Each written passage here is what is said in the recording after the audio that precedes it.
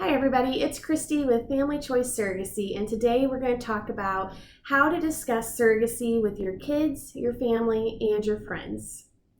When you decide to become a surrogate, it is something that people are going to notice, and it'll naturally draw attention to yourself just because it's not a very common thing for people to do. And because it is still relatively unknown or misunderstood, that comes with a lot of questions, and people are going to want to know more about it. So hopefully when you were deciding to become a surrogate, you were doing a lot of research yourself and learning about the different steps and processes and steps that it takes to get to becoming a surrogate, but also you were making sure that you were someone who enjoyed being pregnant, that you were emotionally and mentally and physically ready to go forth with a surrogacy journey, and that you had a support system who was there to help you throughout the entire process.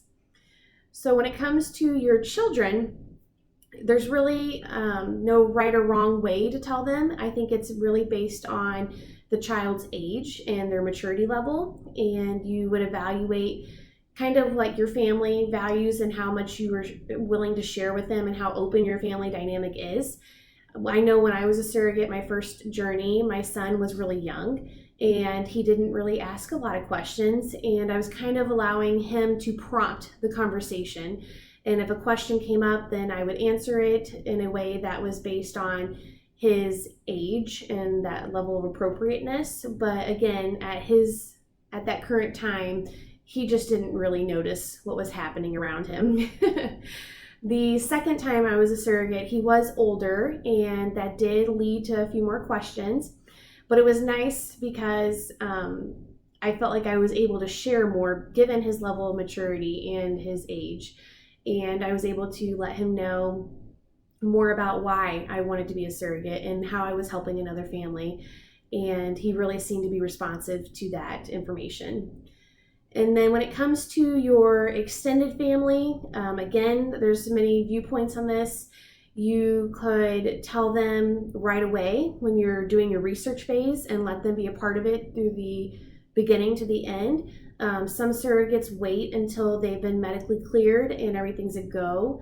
And then we even have those who wait until a positive pregnancy test just because they don't want the added pressure that sometimes having a big amount of people know could add to it. The time is up to you, and how you do it there's no set golden standard. But what I think is important when you're sharing with your extended family and with your friends is that you are mindful of the information you are putting out there. There are so many misconceptions or myths or lies about surrogacy and how it's done and the process and the emotions involved that I would encourage you to make sure that when you are sharing with others, you are telling them the benefits and your experience and how beautiful surrogacy really is, and shedding a good light on it so it can help change people's perspectives. So really, I think it's important to know your why and what made you want to become a surrogate, because that's what people want to know, and that is really important. Well, I hope that helps, and we'll talk to you next time.